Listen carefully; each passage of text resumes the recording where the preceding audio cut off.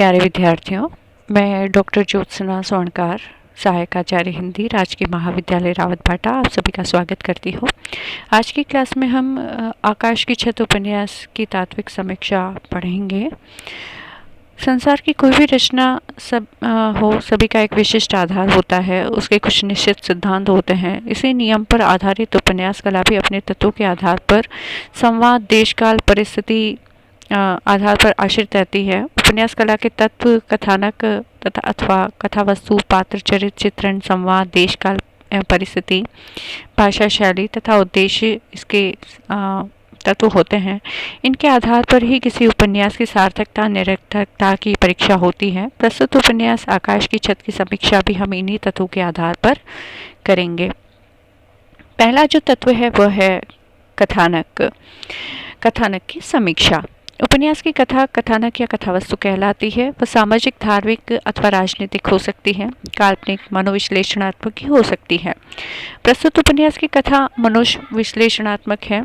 इस कथा का प्रधान पात्र यश है और उसके जीवन की अनुभूतियां, अंतर्वेदनाएं ही इसमें वर्णित है। पूरा उपन्यास मकान की एक छत पर ही घटित हुआ है जो बाहर से गिरा हुआ है। चारों ओर जल ही जल है। उस छत पर कुछ भी नहीं है, न कोई छाया है, न कोई आश्रय। व्यतीत होकर बुखार और नींद में आए स्मृति स्वप्न कथा को पूरा करते हैं, उसका पूर्व जीवन प्रकाशित करते हैं। इस कथा का प्रारंभ अत्याकर्षक रूप से उपस्थित हुआ है। यह बाढ़ का मनोरम वर्णन करता है तो विभत्स का यथार्थ चित्रण भी करता है। इस अवस्था के वर्णन में वह समाज का, सरकार का, व्यक्ति के धर्म का, कराहती मानवता का भी चित्रण करता जाता है। उसके स्वप्नों में उभरा अतीत एक मध्यम वर्गीय परिवार का, सेठ साहूकारों के अत्याचार का, मानवीय संवेदनाओं का, समाज के सुख दुख दर्द का, प्रेम का, वियोग का, कुंठा का चित्रण करता है। इस प्रकार हम पाते हैं कि आज का समाज कितना अंधा है, स्वार्थी है और व्यक्ति कितना दिशा भ्रमित, असहाय और वैयक्तिक जीवन व्यापन करने वाला है। प्रस्तुत उपन्यास की कथावस्तु समाज का एक यथार्थ चित्र उपस्थित करती है। जल प्लावन का वह भयावह यथार्थ अंकित करती है। समाज का सच्चा प्रतिनिधित्व तो नहीं कह सकते, पर आंशिक अंकन अवश्य इसमें हुआ है जो यथार्थ ग्राही है। यश का अंतर्द्वंद्व न जाने कितने परिवारों के बच्चों का अंतर्द्वंद्व है। यह हृदय स्पर्शी है। इस दृष्टिकोण से प्रस्तुत उपन्यास की कथावस्तु अन्यतम है। अगला जो तत्व है वह है पात्र और चरित्र चित्रण का। उपन्यासकार का उपन्यास कौशल पात्रों के चरित्र चित्रण और पात्र चयन पर निर्भर करता है। लेखक अपने गृहीत उद्देश्य के आधार पर ही पात्रों का चयन करता है, तदनुकूल ही उसका चरित्र विकास करता है। कथावस्तु के अनुकूल चरित्र विकास में प्राप्त हुई सफलता उपन्यासकार की सच्ची सफलता है। इस उपन्यास में पात्रों की संख्या कम है। प्रमुख पात्र यश है जो प्राइमरी स्कूल के अध्यापक दिनेश जी का पुत्र है। उनके दो पुत्र और हैं, रामनाथ तथा बद्रीनाथ। इन पात्रों के अतिरिक्त चारित्रिक विकास प्राप्त पात्रों में कामरेड, जगत, रूपमती, राधा, पद्मिनी आदि हैं। लेखक ने कथावस्तु से प्रतीत नहीं होते हैं, सभी का अपना अपना अलग महत्व है। वे अपने अपने क्षेत्र में उचित प्रतिनिधित्व करते हैं। वे अपने स्तर के अनुकूल भाषा का व्यवहार करते हैं।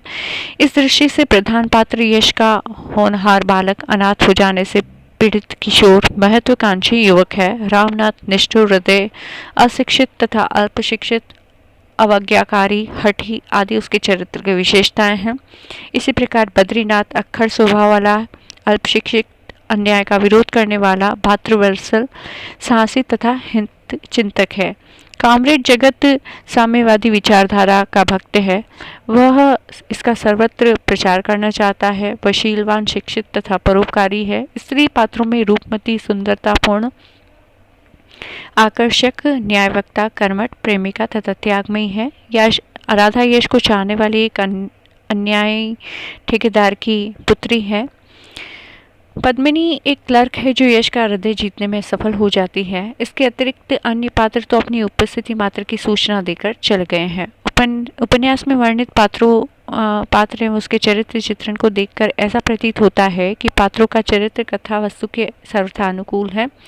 वे अपने वर्ग का सच्चा प्रतिनिधित्व करते हैं, अपने चरित्र द्वारा समाज में व्याप्त बुराइयों को यथार्थ रूप में प्रकट करते हैं। अस्तु उपन्यासकार की चरित्र चित्रण कुशलता सर्वथा प्रशंसनीय है। अगला जो तत्व है वह है संवाद। संवाद किसी भी उपन्यास का या कह सकते हैं कि विधाओं का एक महत्वपूर्ण तत्व होता है, जो कथानक को आगे बढ़ाने वाला और पात्रों के चरित्र को उद्घाटित करने वाला होता है। कथोपकथन अथवा संवाद उपन्यास में नाटकीयता का विधान करते हैं। इसमें उसकी रचना रोचक बन जाती है। संवाद के वाक्य जितने सूक्ष्म के अधिकाधिक भावगर्भित होंगे, उतनी ही रोचकता में वृद्धि होती जाएगी। संवाद के माध्यम से पात्र के चरित्र की प्रकाशित करने में, पात्रों की मनोदशा परिवर्तित करने में तथा कथानक को मोड़ने में सहायता व सरलता होती है। अतः कथावस्तु के विकास में संवाद की अहम भूमिका होती है। प्रस्तुत उपन्यास के संवाद अत्यंत संक्षिप्त तथा सारगर्भित है। वे कथानक को गति देने में सर्वथा सक्षम है। स्वाभाविक है, जिससे पात्रों के चरित्र की स्वाभाविकता उभर कर सामने आ जाती है। वह दो स्थल पर उदाहरण के रूप में हम देख सकते हैं। यश बाबू कौन? मैं हूँ यश बाबू। कंठ आर्द्रता। मैं कौन? मैं हूँ यश बाबू, उठिए ना। प्रस्तुत संवाद के कथन कितने संक्षिप्त हैं, जो अवसरोचित हैं। इससे कथानक की रोचकता बढ़ती है। उदाहरण के रूप में एक और संवाद देखिए। रो मत जस बाबू, इतने बड़े बहादुर भाई के भाई होकर रो मत। तुम क्यों रो रही हो? हाँ, तुम्हें तो रोने का अधिकार है, क्योंकि तुम तो उनकी कोई नहीं थी। रूपमती सिसकने लगती है और रोते रोते ही कहा, नहीं जस बाबू, ऐसा मत कहो कि वे मेरे कोई नहीं थे। इतना बड़ा आदमी किसका क्या नहीं होता। इस संवाद द्वारा यश का अपने भाई के प्रति अनुराग, रूपमती का बद्रीनाथ के प्रति कृतज्ञता अनुराग छिपा हुआ है। इन संवादों में मन में स्पर्शी भाव का निगहन हुआ है। अतः कहा जा सकता है कि उपन्यास के संवाद रोचक, भावगर्भित तथा मन में स्पर्शी है। अगला जो तत्व है वह है देश, काल और परिस्थिति। उपन्यासकार ने देश काल के अनुरूप ही अंकन किया है। यश का ग्राम प्रेम, ग्रामीण मानसिकता, साहूकारों का अत्याचार, कॉर्पोरेट जगत का श्रमिक वर्ग को संघर्ष के लिए प्रेरणा देना, बद्रीनाथ का कर्तव्य प्रेम एवं परोपकार, सामाजिक विषमता, स्पर्श की भावना, भाई के प्रति कर्तव्य, भाई की स्वार्थ लिप्सा एवं कठोरता, नारी के प्रति आकर्षण, समाज का स्वार्थी व्यवहार, सरकार की दिखावे की नीति आदि ऐसी समस्याएं हैं जो वर्तमान परिस्थिति के अनुकूल हैं। आज भी समाज का परिवेश यही मानसिकता है। वस्तुतः उपन्यासकार ने देश काल परिस्थिति के अनुसार ही अपने पात्रों का चयन किया है, तदनुकूल उनका चारित्रिक विकास किया है। भाषा, रहन सहन, वेशभूषा, भावना आदि सभी देश काल परिस्थिति के अनुकूल दिखाई देता है। पात्र, चरित्र तथा कथानक की स्थिति में वैषम्य कहीं नहीं दिखलाई देता, अपितु साम्य ही प्रदर्शित होता है। अस्तु इस आधार पर उपन्यास नितांत सार्थक बन पड़ा है। अगला जो तत्व है वह है भाषा शैली। प्रत्येक उपन्यास की भाषा की अपनी शैली होती है, उसके लेखक की मनोवृत्ति के अनुरूप होती है। इस उपन्यास में भी लेखक ने अपनी भाषा की खड़ी बोली का वास्तविक आधार देकर उससे आंचलिकता से जोड़ने का प्रयास किया है। आंचलिक भाषा का अत्यल्प प्रयोग आवश्यकता अनुसार हुआ है, जो भाषागत सौंदर्य को बढ़ा रहा है। मानसिक उद्विग्नता में व्यक्ति शब्दों का भी प्रयोग है।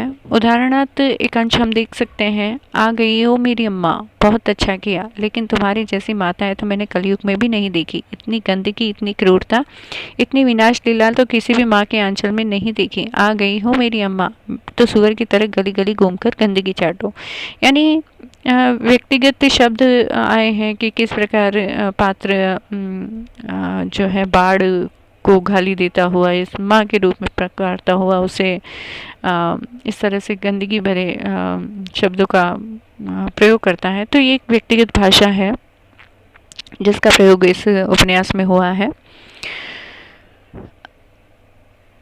तो इस अवतरण से हम देख सकते हैं पात्र की मानसिक खींच व्यक्त होती है, जो क्रोध वेग में अपनी भाषा को भी दूषित कर रही है।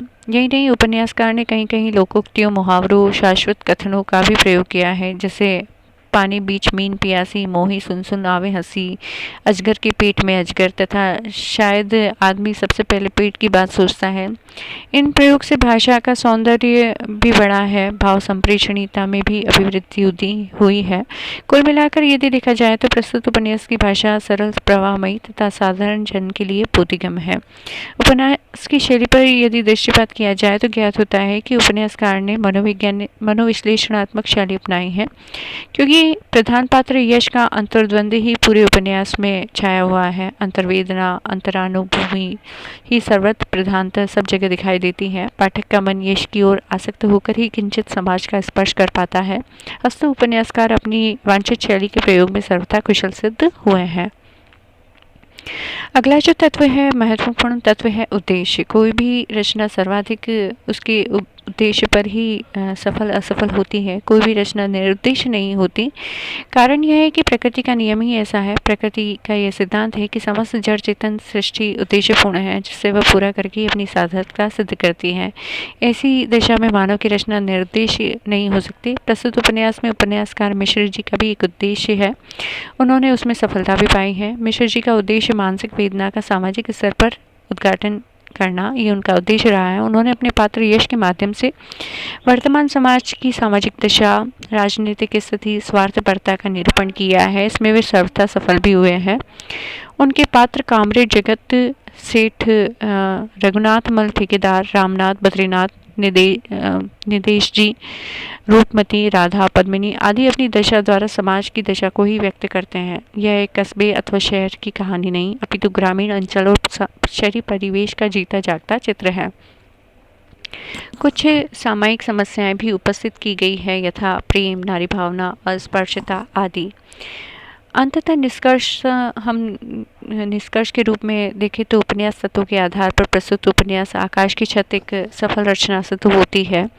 यद्यपि यह उत्तम कोटि का उपन्यास हम नहीं कह सकते, फिर भी इसमें निरूपित स्थितियाँ औपन्यासिक तत्वों के आधार पर मिलकर जो कसा उत्पन्न उसमें किया है वो सहायक सिद्ध हुई है। फिर सबकी सब इस उपन्यास की ओर सहज ही हमारा ध्यान आकर्षित कर लेती है। वास्तव में कथा की गठन, उसके प्रस्तुतिकरण, चरित्रों का निरूपण, उद्देश्य की प्रस्तुति और भाषिक संरचना के नए स्वरूप के कारण यह उपन्यास एक छाप छोड़ जाता है। उम्मीद है उपन्यास तत्वों के आधार पर आकाश की छत उपन्यास की तात्विक समीक्षा आपको समझ में आई होगी। धन्यवाद।